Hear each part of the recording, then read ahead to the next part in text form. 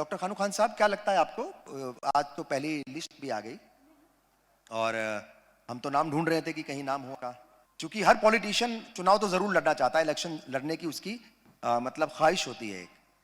बिल्कुल निश्चित रूप से मैं सबसे पहले आपको मुबारकबाद देना चाहता हूं, आपके चैनल्स को, जो एक पुराने अधूरे ख्वाब को दोबारा आपने अधूरे ख्वाब को पूरा करने के लिए आपने पूरा चैनल चलाया है, इसके लिए मुबारकबाद। निश्चित रूप से मान के चलिए कि हर इंसान जिस राजनीति में रहता है वो उम्मीद करता है कि मैं चुनाव लड़ूं, और चुनाव लड़ना कोई गलत बात भी नहीं है, टिकट मांगना भी गलत बात नहीं है, ये फैसला आलाकमान का होता है। निश्चित रूप से पार्टी जिसको कैंडिडेट बनाएगी और उस कैंडिडेट का हम सब का फर्ज बनता है कि आज के समय में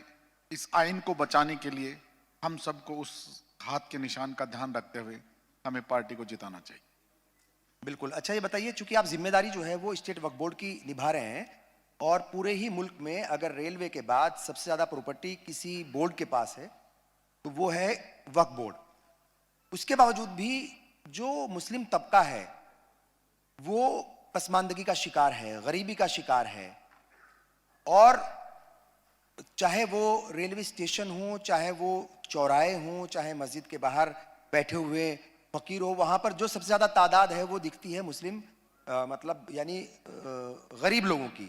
या फकीरों की। और दूसरी बात यह भी है कि जैसे मैंने कहा कि गुर्बत भी है, वो बस्तियों में रह रहे हैं, आज भी कच्ची बस्तियों में रह रहे हैं, आज भी उनके पास जो है मतलब वो वसाइल नहीं है जो होने चाहिए थे, क्योंकि बहुत बड़ी प्रॉपर्टीज हैं वक्फ के पास। वजह क्या है, क्यों काम नहीं हो पाया अभी तक? देखिए जनाब, सबसे पहले वर्तमान समय में हिंदुस्तान के आइन को बचाने की जरूरत है। इस हिंदुस्तान का बाबा साहब भीमराव अंबेडकर का संविधान है, अगर ये बचेगा तो निश्चित रूप तमाम आवाम इस हिंदुस्तान के लोगों को इंसाफ मिलेगा और हिंदुस्तान के वक्फ बोर्ड को भी इंसाफ मिलेगा। जिस तरह से मैं हाल ही में, आप भी उस कॉन्फ्रेंस में थे और मैं हिंदुस्तान के जो काबीना मंत्री है ईरानी साहब से इसी मसले पे बात हो रही थी, और जिस तरह की जो फैसिलिटी जो इसको तोड़ मरोड़ के जो संविधान के साथ साथ इस वक्फ एक्ट को भी अमेंडमेंट करने की जो बात कर रहे हैं, वो बेनिफिट्स वर्तमान में तमाम जो लोगों को मिलने चाहिए वो नहीं मिल रहे हैं, वो एक अलग मुद्दा है। लेकिन आप जो बात कर रहे हो कि वक्फ की मिल्कियत से अगर ईमानदारी से हम तमाम जो अकलियत के लोग ये निश्चित रूप से मान के चलें किसी मॉडल को लेकर के कि इस वक्फ की प्रॉपर्टी को बचा करके, क्योंकि जब वक्फ करने वाला इंसान इस कायनात में नहीं है तो क्या इस वक्फ की संपत्ति को जकात खैरात को खाने वाला क्या इस दुनिया में रह पाएगा? लेकिन ये अब उल्टा होने जा रहा है। आज के समय में कुछ लोग इस वक्फ की संपत्ति की जकात को खा करके अपने आप को बहुत खुशहाल महसूस कर रहे हैं। बहुत सारे सरमाएदार लोग इस वक्फ की संपत्तियों में बैठे हैं, जब उनको हिलाने की बात करते हैं तो बिल्कुल खुद हिलने के साथ साथ वो ऐसे मोमेंट करने की बात करते हैं कि यह वक्फ की संपत्ति हिलने से उनकी जमीन जायदाद या उनके जो घर चलने का इशारा है वो खत्म होता है। जो एमआई रोड की बात करें या जयपुर शहर की बात करें या बाहर की बात करें, जब मैंने ज्वाइन की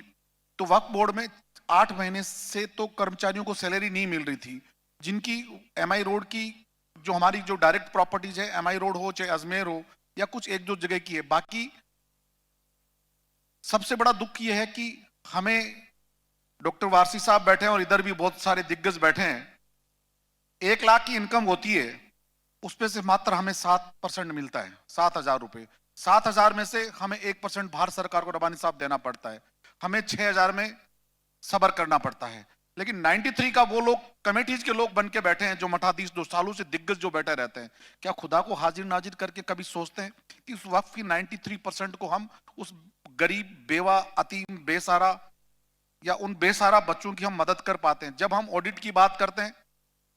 तो वो कहीं ना कहीं रास्ता निकालते हैं। लेकिन फिर भी रब्बानी साहब, मैंने एमआई रोड का जब मैंने ज्वाइन की, जब 37 लाख रुपए हमें इनकम ऑफ किराया मिलता था साल का, आज मैं 3.25 करोड़ रुपए एमआई रोड से किराया ले रहा हूं। फिर भी मेरे खिलाफ हेजिटेशन हुआ, लेकिन वहां के तमाम जो 99% लोगों ने हमारी मदद की, हमने जब किराया बढ़ाया। लेकिन जो सालों से जो कमेटियों में बैठे रहते हैं वो नहीं चाहते कि कोई डेवलपमेंट हो। हमने पहली बार राजस्थान के अंदर जो आप जो कह रहे हैं वही किया। मैंने भीलवाड़ा के अंदर एक मॉडल के रूप में मैंने 50 बेड का हॉस्पिटल बनाया। जब हॉस्पिटल तैयार हुआ 7.5 करोड़ रुपया वहां के स्थानीय कमेटी के लोगों ने, मैंने वो जमीन खाली करवाई, वो हॉस्पिटल बन के जब तैयार हुआ तो किसी ने पीआईएल लगा दी, लेकिन फिर भी अल्लाह ने उन गरीबों के तमाम लोगों का साथ दिया, वो पीआईएल खारिज हुई और वहां के भीलवाड़ा के आज हॉस्पिटल रनिंग में। उसके अलावा एक मॉडल रूप में प्रतापगढ़ के अंदर सीनियर स्कूल जो 12 बीघा जो हमने जमीन अलॉट की, उस जमीन में से आज स्कूल बनने के लिए वहां की लोकल कमेटी के द्वारा शास्त्री सर्किल उदयपुर में, आप निम्बेड़ा के अब हॉस्पिटल नहीं तो हमने ईदगाहों के जो निर्माण थे चित्तौड़गढ़ के अंदर 70 साल में, सबसे ऐतिहासिक चीज बता रहा हूं, जिसमें 150 घरों की कच्ची बस्तियां अलग अलग जो समाज के लोग बसे हुए थे उसको खाली कराने के लिए हमने वहां के तमाम बासिंदों से सहयोग लिया, जो हर मजहब का उसके अंदर, जो आप जो कह रहे हो इस चैनल के थ्रू, उन लोगों ने चाहे किसी भी मजहब का व्यक्ति था, उन्होंने वहां उन लोगों ने हमारी मदद की और मदद करके आज की एंड लॉक करने का काम 70 साल में हमने कब्जा और करवाने की बात नहीं की, हमने खाली करवा के आज जिस जो कमेटी को संभालते हैं, आज राजस्थान के हाई कोर्ट के वालिद हैं, जो सीनियर एडवोकेट है राजस्थान के अंदर, उन लोगों को हम सलाम करना चाहिए। दूसरा, आप नारद दरगाह शरीफ जाइए, जो मैंने एक मॉडल के रूप में 3.5 करोड़ रुपए लगा करके माननीय मुख्यमंत्री अशोक गहलोत जी ने, हमारी इच्छा थी कि एक मॉडल हम वक्फ बोर्ड के अंदर, सिर्फ माफ करना, मैं गोश्त रोटी खाने या किसी दावत खाने नहीं आया था, मैं जिस एक साधारण गांव से आया था, एक किसान का लड़का हूं, मैं एक फौजी का लड़का हूं, मैं 10 किलोमीटर पैदल जाता था और 10 किलोमीटर वापस आता था। 55 डिग्री के तापमान में हम पैदल चलते थे, पीने को हमें पानी भी नसीब नहीं होता था, हम जमीन पे गंदा पानी भी पी करके, जिस स्टेज पे मैं बैठा हूं आपके चैनल के थ्रू, चूरू जिले से आता हूं मैं, 55 डिग्री तापमान, ये हमारे साथी भी बैठे, इनका ननिहाल भी मेरे वहीं पर भी है। लेकिन उस स्ट्रगल को देखते हुए एजुकेशन के इदारे बनने चाहिए। हमने 3.5 करोड़ रुपए नारद शरीफ दरगाह के अंदर, आप देखिए जो वहां का बूचड़ खाना है, जयपुर शहर के तमाम जो मेरे लेफ्ट साइड में बैठे हैं, एक बार विजिट करके तो देखें कि उस बूचड़ खाने को हमने किस तरह से, जो एक अरब में बनता है, किस तरह से हमने तैयारी करके बनाया। एक मॉडल तो एक बार देखें, कम से कम हमारी पॉजिटिव नहीं तो नेगेटिविटी तो आप बाजार में बताएं तो सही कि हमने काम किया कि नहीं किया है। भरतपुर के अंदर बयाना जो 70% जो वफ लैंड है, उसको हमने लड़ाइयां लड़नी पड़ती है, तो हमें बहुत सारे शहरों में, भवानी मंडी झालावाड़ के अंदर 132 दुकानों में, जिसमें 22 साल से किसी एक पर्टिकुलर व्यक्ति का कब्जा था, किसी भी कमेटी के सदर आए, मैं तो मानता हूं मेरे से 1000 गुना अच्छा किया होता, लेकिन उनसे खाली करवाने का काम रब्बानी साहब किसी ने नहीं किया। हमने रिस्क ली, कमेटी चेंज की, हमने बनाई, और जब इनकम शुरू हुई तो सबसे पहले हमने कहा कि इस मस्जिद के पैसे इमाम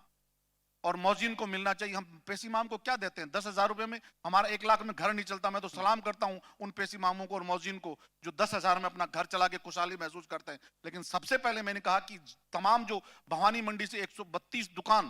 पहली बार मारवाड़ मुस्लिम एजुकेशन, आप भी बड़े मैनेजमेंट के आदमी, मोबाइल थोड़ा बाद में देख लें, हमारी भी सुन लें आप, हम भी आपकी सुनेंगे। तो हमने पहली बार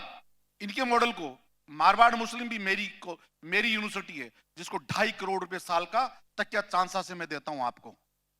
2.5 करोड़ रुपए साल के देता हूं मैं इनको। अपन उन्होंने निजाम बनाया है ना, निजाम बनाया, एक मॉडल है, हाँ। राजस्थान का मॉडल पूरे हिंदुस्तान के अंदर, हाँ। जो इनके मॉडल को लोग सलाम करना चाहिए।